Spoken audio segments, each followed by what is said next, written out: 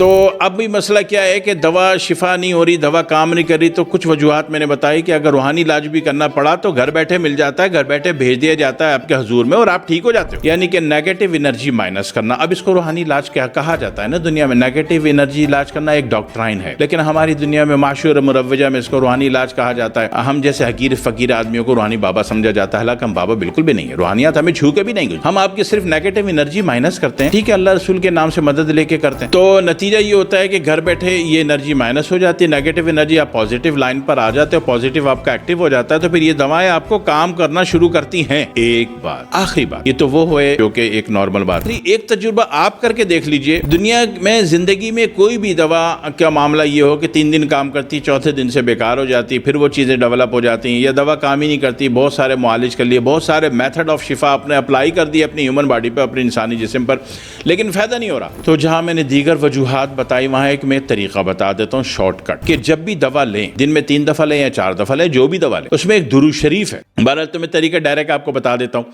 ایک درود شریف ہے، اللہم صلی علی محمد وعلی آل محمد بجلالک کما تحب و ترضی لہ، یہ صرف 11 مرتبہ پڑھ لیجئے، پڑھ لیا کریں، عادت بنا لیں۔